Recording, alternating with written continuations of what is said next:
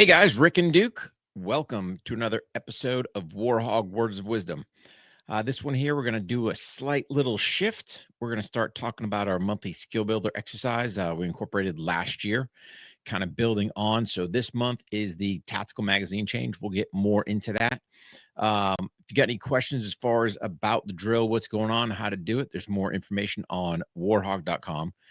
Really, the biggest thing, guys, is hopefully you've got a copy of the firearms training notebook. Without this, you can't formulate your plan. You're not going to have a good dry fire or live fire session. You're not going to really be able to annotate any of your data. And it is a key component to my firearm training. I used to have a notebook before, just kind of hand jam stuff in there. Again, the firearms training notebook gives you just a little more regimented format in how to do it. It's got everything from different drills in there, setting your shooting goals, Warhog self-eval, how you're going to run your dry and live fire drills, supplemental kind of check every about 30 pages or about 30 days for another Warhog self-eval.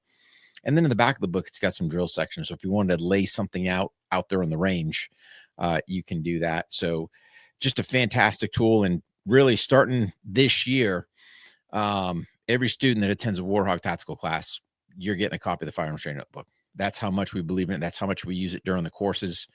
And we've seen the growth just during the range day. And then talking to some of our patrons, man, they're using it all the time and seeing excellent growth. Speaking of our crew members, super easy. You can either swing by warhog.com or On the Range podcast. It's free to join. You can check it out. Crew members will do a bi-monthly Zoom call, interactive Zoom call. So, hey, if you got firearms questions, whatever questions, ask it out there. Just a great group of like-minded individuals internationally looking to make themselves 1% better every single day. So, warhog.com or ontheRangePodcast.com. Super easy to join. And then, oh, by the way, crew members stand by because you know the deal, guys. At the end of the show, we've got added content for you guys. So let's go ahead and jump right into this thing. So this month, the skill builder exercise is the TAC magazine change. You can do it with either your pistol or your carbine. Here's the thing. If you're just kind of joining us, you're going, man, that's a heck of a place to start. Well, we've kind of built up to this point. So we started off with the Warhog self-eval. We kind of took our information from there. We looked at our either presentation or our low ready with a carbine.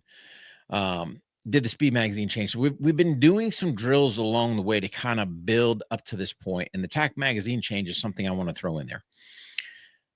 Now, can you use your pro timer for it? Absolutely you can. You need some type of matrix to figure out where we're at. Now, I understand there's going to be some certain points, depending where you're stowing your mag, how it's going back in. It's not as big of a time rush as your speed magazine change, because I look at my magazine changes in two ways. One, when I have to, that's my speed magazine change. Two, when I want to, that's my TAC magazine change. What I want is to ensure that I can do it efficiently and effectively. Now, with the TAC magazine change, there's a couple of things before we kind of deep dive into how to kind of do the mechanics of it. There's a couple of things I want to deep dive into. The number one inherent problem potentially is individuals not seating the magazine, and that's either with the pistol or the carbine. Doesn't matter which platform. If you don't get that good positive click with the pistol or the carbine, man, then it comes time to fire the next shot, or you're moving somewhere else, you've got the potential for that mag to drop out. So that's a key component just to kind of put in the back of your mind as we're talking about this. So I want to go ahead and break this down. We'll start with the pistol, and then we'll kind of transition over to the carbine. And again, we've got a bunch of supplemental information, video, stuff like that over at warhog.com. So just look at the blog section. We kind of keep things to date there. So let me give you the why behind we're doing the TAC magazine change. And the easiest way to kind of lay this out is, hey, imagine you've come into a room, you've had to do some engagement. Before I leave the safety or security of that room to go into the next unknown, I want to top my firearm off, whether it's my pistol or my carbine, because I don't know what that fight's going to entail. I might need a full magazine. I might not. But you know what? I'd rather have the bullets and not need them than need them and not have them. So when we're looking at it, there's a lot of, especially my law enforcement side, there's a lot of weird things that goes on. Why, I don't know. There's some artificiality stuff that's built into the range. I don't know why. But really, the easiest mechanics is this. Once you've done your engagement, you're basically bringing the pistol back just like you would your regular speed magazine change. That's why we're doing it post speed magazine change skill builder. When you secure your mag, there's a couple things. Really, you're looking to have your index finger and middle finger kind of secure the mag there. As you're dropping the fresh mag, you want it to hit that webbing in your hand. So basically the thumb and index fingers capturing it. It's going out, new one's coming in. As it's going in, roll that hand forward. Good positive click, stow the mag back wherever you're stowing it at, and go from there. Now, if you don't get that positive click, that's the biggest dramas I see with guys. And then next, they go to fire another round or they go to do some type of movement, boom, and that mag falls out. You can see plenty of videos out there, especially over on Make Ready TV. I probably have more there. I don't think I've done a whole bunch on the TAC magazine change on the YouTube channel, but definitely at Make Ready TV, there's plenty of stuff there. When you're doing on the carbine, pretty much the same concept is applying. You're just going to do a little bit different hand work. So to me, I just secure my magazine like I normally would. So to me, I'm keeping my index or my bullets facing forward. So when my index finger comes down, it's just secured like it is.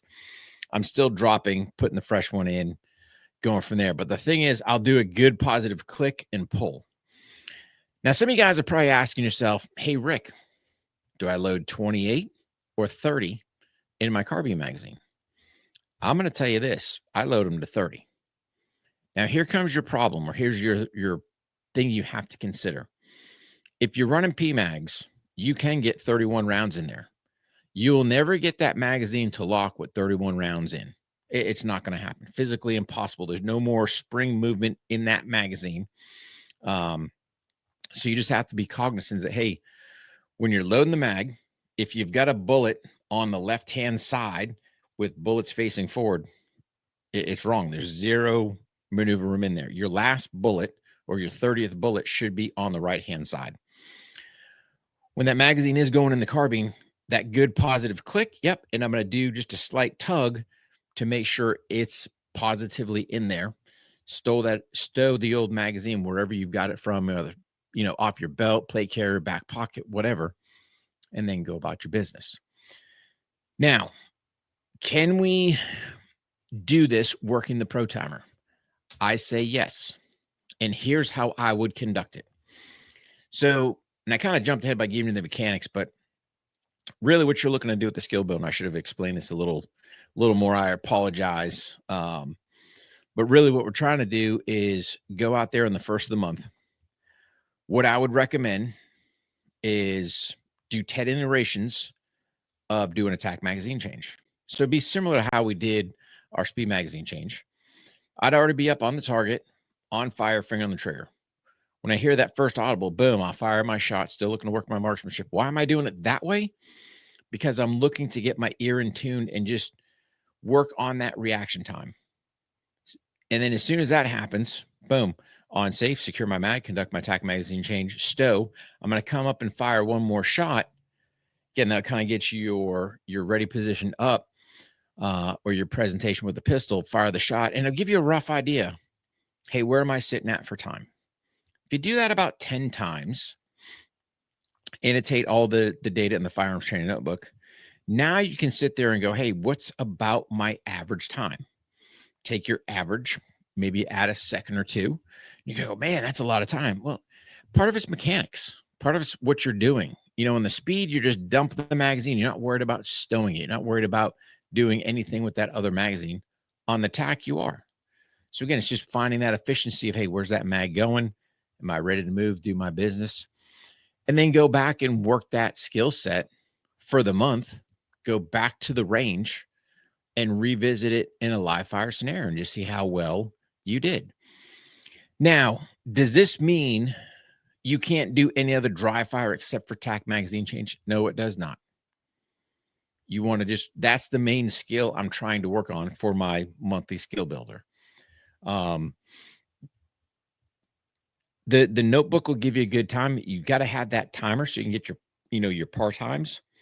So let's just say hypothetically, I've got a 10-second tack magazine change. I'm going to set up my pro timer with the par time. I'll be up there, boom, put it on safe. If I'm running my carbine, secure my new one, drop the old, insert the new, push, pull, stow, come back up. And was I able to do that prior to that par time going off? Hey, man, you can start figuring out about how much time, maybe I trim a half a second, a full second. I don't know, but it's just looking to get that efficiency of movement for both your pistol and your carbine. It's one of those skills. I like to look at it this way, especially when I'm running my courses. We kind of, I don't say set guys up for failure, but we do a little bit, right? We're running all our mags, and man, pretty much everybody dropping mags at the same time. And hey, man, ammo management is the shooter's responsibility. We taught you the tack magazine change. Doing some type of multi-shot engagement. Why not just top it off? Why not just practice it? So to me, it's just one more skill that you can add to your gun handling skills. Is it going to hurt anything? Nope. It's only going to add to your efficiency and effectiveness working whatever platform you're training with.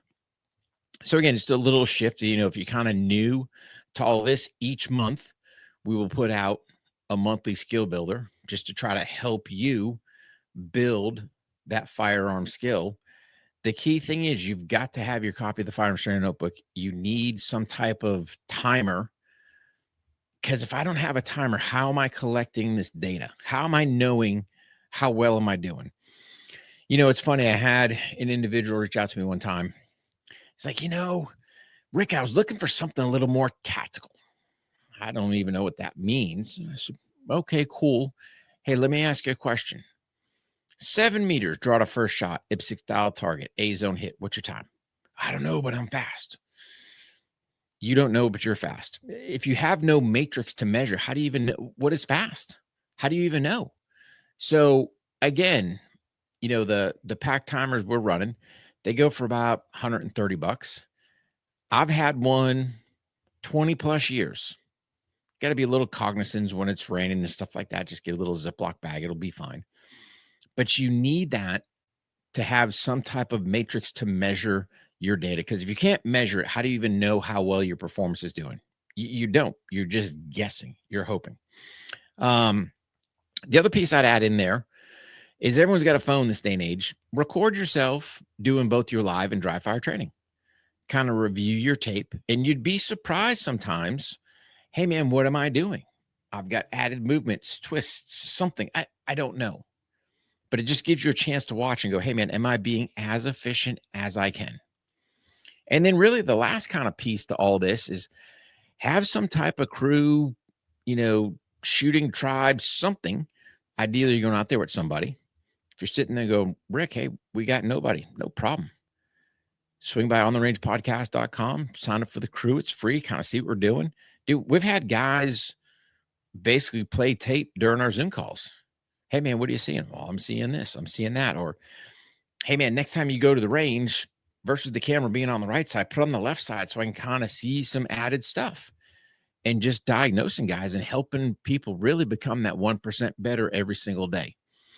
So again, guys, this month's skill builder exercise, tack magazine change, pistol rifle, both, whatever you've got for platforms, add that into your firearms training to make yourself that more efficient and effective. Patrons, stand by. We're going to have bonus content for you guys. But for the rest of you guys, thanks for tuning in. Make sure you guys train hard, stay safe, and we'll see you on the range.